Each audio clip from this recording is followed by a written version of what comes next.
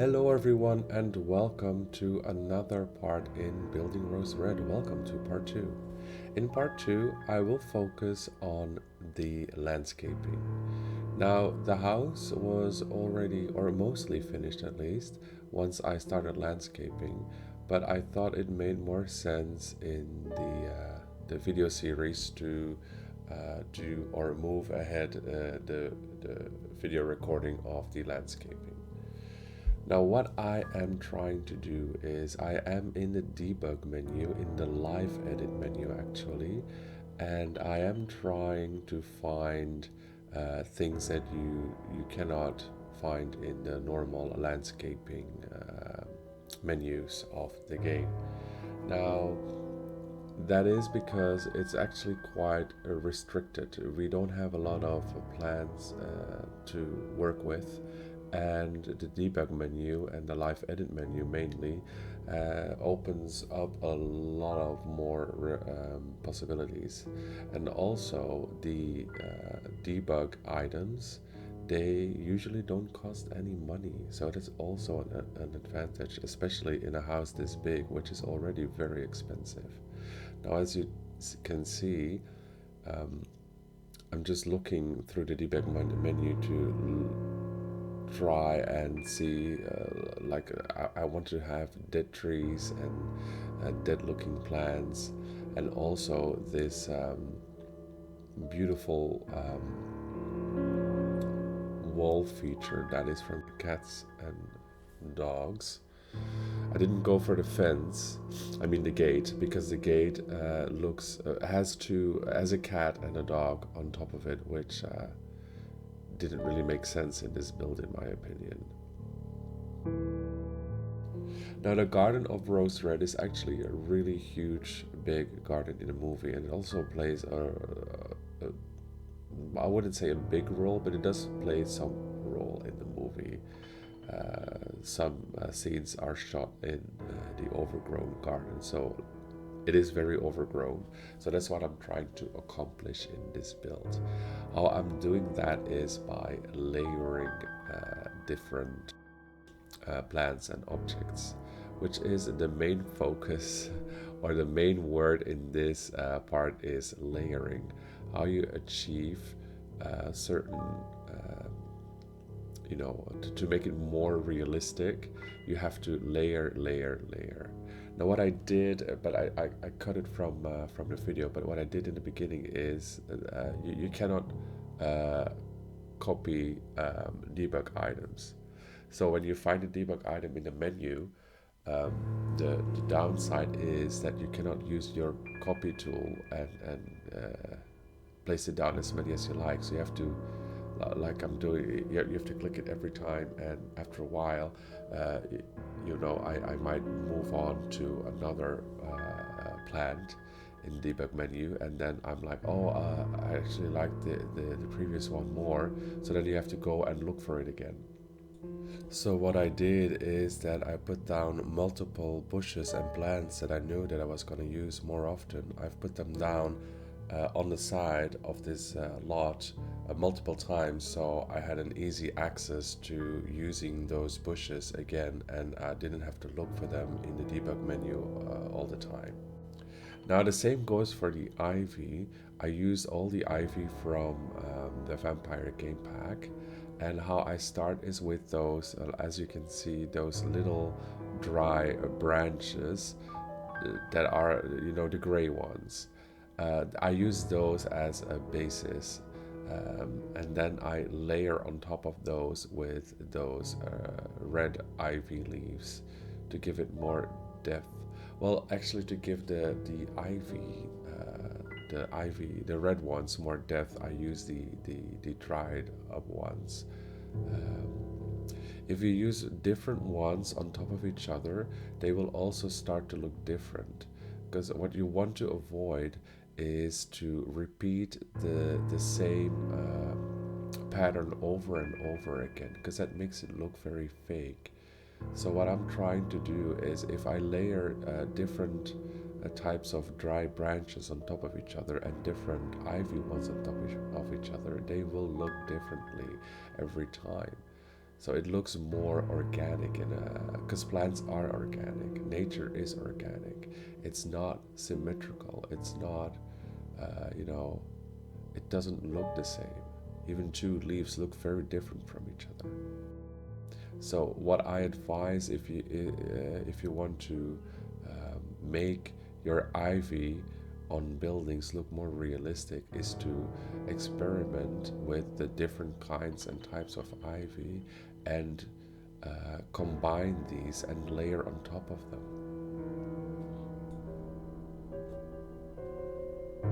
Now I am happy with the result of the ivy, so I will soon move on to landscaping the rest of the garden because that one is still far from finished. So I'm starting to play around with the different kind of bushes again and try to uh, make the garden come alive. What I tend to do is I usually don't finish a specific room or a specific part in the build. I go from one place to another. I seem not to be able to concentrate on one room specifically. Well, sometimes I can, but not always. So I am again layering these areas with bushes. So what I'm doing with these is that I usually start with the highest bushes. I put those in the back, and then the more you go to the front, they will be low-lying bushes. Like these, I don't know what they are called, the creeping thorns. I just quickly saw it. They are ideal to put in front. Yeah, first of all, you wouldn't be able to see them if you would use them in the back, but it just adds, it makes it feel more organic and spaced out, like the area is really starting to be overgrown, to be being overtaken by nature, or that's at least the effect that I was trying to create.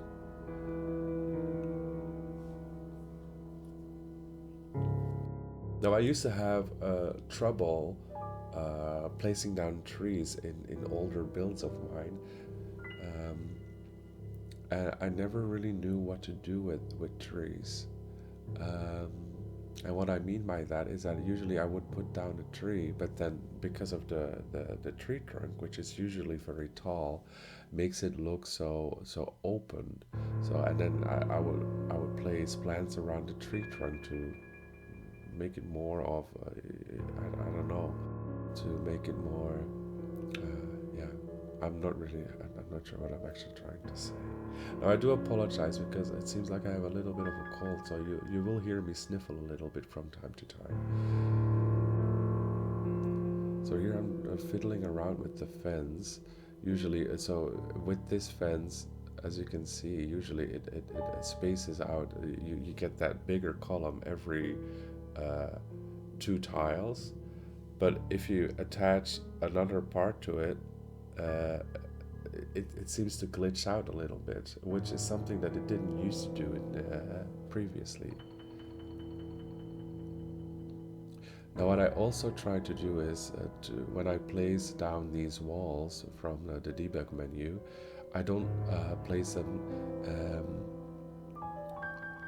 like always in the same way, like in the same direction. I usually flip them around because the back looks different from the front, and so it looks also more organic that way. I try not to repeat the same thing next to another too often, because I always feel like that looks more fake that way if you keep repeating the same thing over and over again. So now I moved to the back garden. What I did off camera is I've put down all the ivy on the walls as well, but because I've already I knew that I already recorded a part of me layering ivy, so I thought it would be, I thought that wouldn't be something that you wanted to see again. So here I'm actually working the exact same way as in the front garden, which is that I start with those dry rose bushes, to you just need to start with some basics. And I thought these had a nice size to start with, and then go on from there. So I am using the same process over and over again. As you notice now, is that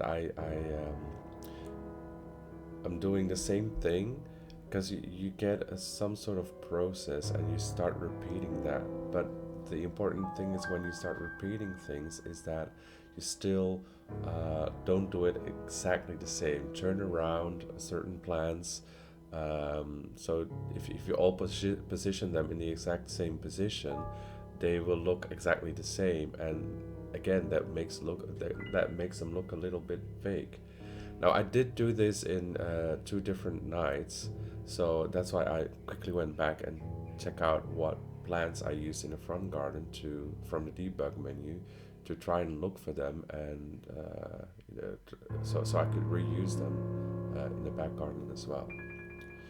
So again, I started with those rose bushes, those dried rose bushes, and then I added the ferns and grass, and now I'm actually adding some really small trees.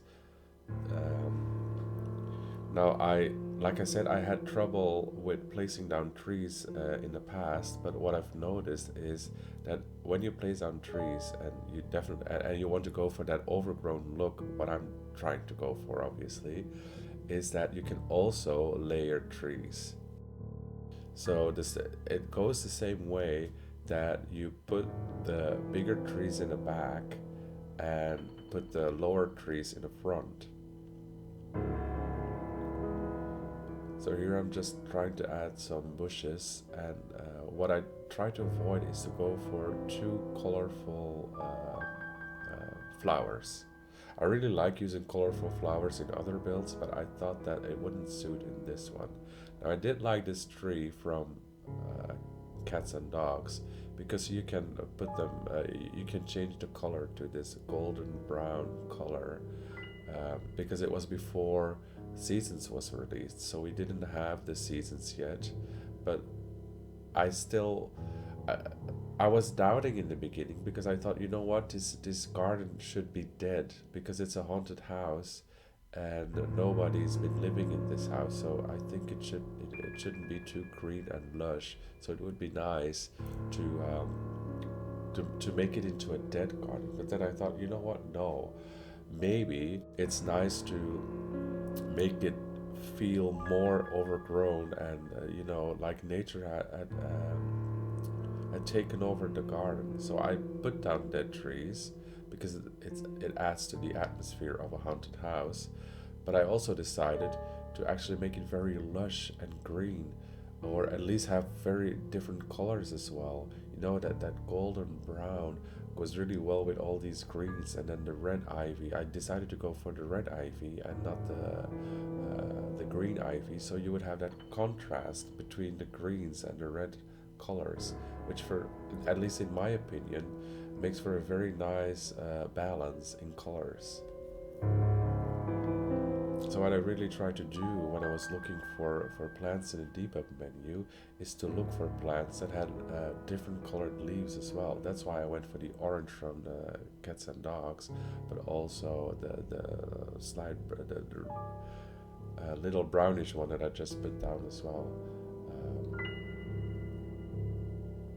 And as you can see, I just keep adding onto the garden, and keep adding, because I don't think. Well, you can add too much as well, but when you're going for this overgrown look, it's just very important to have a lot of plants and bushes. And I also sized down a tree to make it look more like a small bush instead of a tree.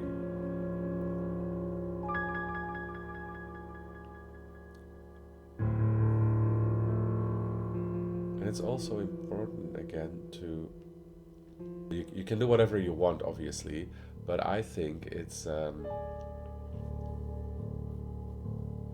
if I think it works, at least in my opinion, to use those layering techniques that I've been talking about before. Because you can see that I'm still doing the basics, like putting the taller trees more into the back and the lower lying trees and bushes to the front.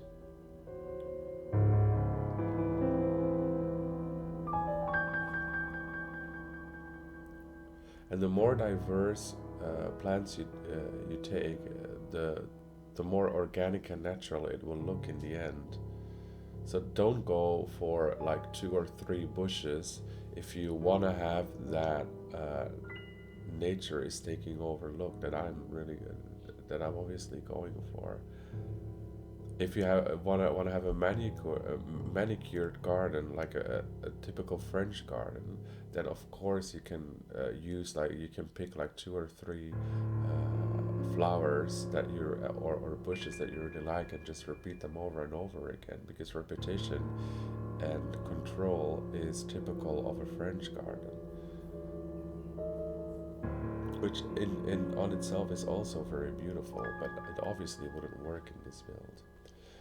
Now the sad thing is that Rose Red actually has like I mentioned before, it has a really big garden, but I don't have the space to have a big garden, so I just used the almost like an inner courtyard feeling. That's what I used and as my garden, but it actually has a huge fountain. I also want to say lake, but it's not a lake. But I also don't think it's a fountain. It's a water basin, and it has a statue of.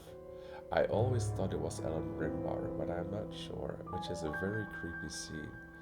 And if I would have had more space, I definitely would have wanted to make that water basin a feature as well, because it's such an iconic scene. But instead, I opted to put some statues down in the garden, and yeah, I had limits. The only thing that I can think of that I can do is to perhaps, if you put this down on the Wittenberg Island, for example, to maybe have a garden in one of the smaller lots. That's the only thing I can think of. Now we are getting near the end of this video, so I think it's about time for me to start wrapping up. Now I really want you to thank for watching, obviously. I'm really happy that you did and that you made it until the end.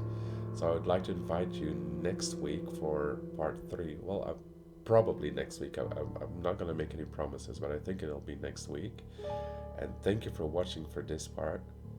And yeah, I'd like to see you for part 3 soon.